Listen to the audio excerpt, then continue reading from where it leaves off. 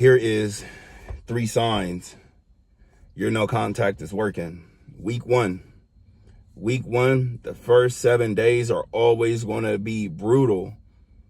The first 7 days are going to all feel like it was just a long 24 hours.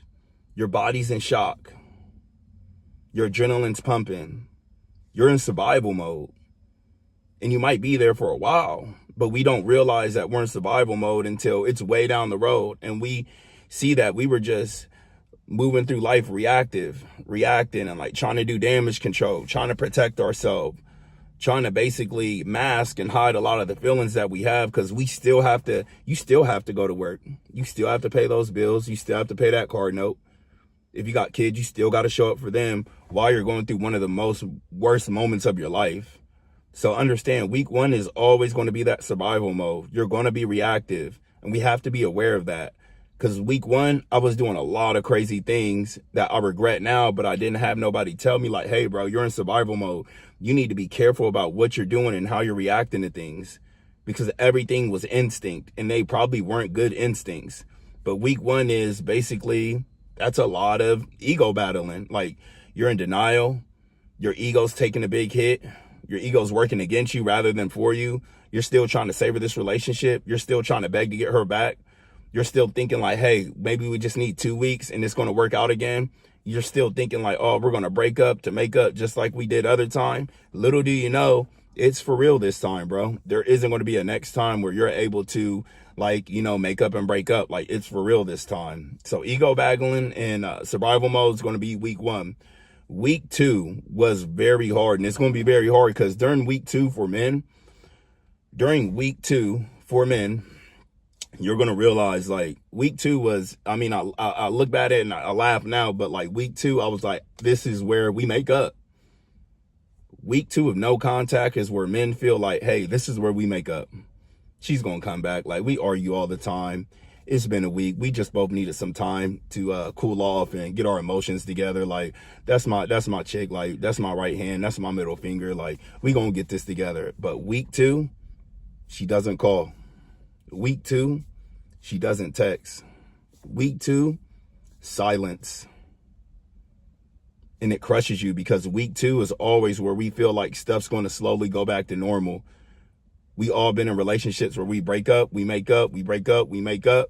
But week two is when you're starting to realize, like, oh, okay, I thought she was going to come back, or like I thought she really loved me, or I thought like we just had like a disagreement. And week two, that whole week, you're going to be expecting her to come back. And the more that she doesn't reach out to you, the more silence that you have, that's going to be the more pain that you feel, but even the more urge to reach out, to connect, to text, to see how she's doing. The more times you're going to think in your head, is she thinking of me like I'm thinking of her? Should I be the first one just to reach out and be the bigger person? But in all actuality, bro, she already done moved on. She texting a whole different dude. And I know that sounds harsh, but I just want you to be in a good place, brother. And I wish somebody told me that and was like just really harsh with me, because I needed that. And that's the medicine that I feel like is going to get you to the next level. But week two, you're going to be expecting her to come back. And each day that goes by and she doesn't reach out to you, y'all don't make up, you don't hear from her, and you hear that silence, it's going to get more strong of a craving of wanting her and like wanting to reach out to her. But the best thing you can do is not reach out and drill that focus and energy back to yourself. It's basically definitely easier said than done, but it's something that has to be done, brother. And number three, week three was like, week three is that realization. It's just a lot of anger, a lot of grief. A lot of things are starting to fall in place now, and they're not falling in place that you want. They're falling in place and showing you a reality that you're in denial about. It's really over, bro. Week three is where you start getting angry. You start thinking about all the time invested. Week three is you think about all the sacrifices you made, all the trips that you passed up, all the boys' night out or boy trips, you know, traveling the world, or just all the things that you put to the left to appease and compromise for your ex. That's what week three is. A lot of grief, a lot of anger, a lot of pain. And you're not used to experiencing this, so you don't know where to shift this pain to. A lot of people, we start digging into our vices.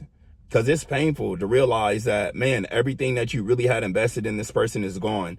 You've told your darkest secrets to this woman, and now 99% of the time, she's going to one day be telling those secrets to somebody else. That's why I always tell men, we have to be careful about what we tell our women, even when we're with them, because that's huge. But week 3 is where you have to start feeling that pain. You know, you get that sick feeling in your stomach. You got that rage. You got that anger. You're mad at everything, everybody. You hate life. You're mad at God. You're like, why me? Even if you knew you were wrong, why me? You can't feel happy. Every moment that goes by, you're just mad. You wake up mad. You go to sleep mad. You're grieving. You're crying randomly. You're depressed one moment, the next moment you're fine. You're depressed the next moment you're fine. You're just everywhere. Life is chaotic. I lived that for a long time. So it's normal to be at this stage in week 3. Week 3, you're going to feel grief. You're going to feel chaos. You're going to feel anger. Acknowledge that. Feel that pain. That's normal to feel that. The worst thing you can do is try to act like you don't, because you can't move forward or move through anything that you suppress. But brother, week 3 is going to be the realest week, because all the feelings and emotions and all the things that you didn't want to feel, and that's why you stayed in that relationship when you knew it wasn't going to work, you're finally going to feel those emotions. You're going to finally feel that pain. You're going to finally feel the things that you're running from. So that's week 3. And week 4, as we all know, it's, man, you hit the bottom floor. Week 4 is like, you're at the bottom, bro. Here's rock bottom. Week 4 is the most dangerous. It's when you're the most vulnerable. It's when you're the most desperate. At this point, you'll beg to get her back. You'll beg. You'll sell your soul to get her back. Because you're so desperate. You're so lonely. You're so anxious. You're so depressed. And you don't have nobody in your corner. And if you do, it's still not that person. They're not with you 24/7. So you can't always lean on their shoulder. But week 4 is where most men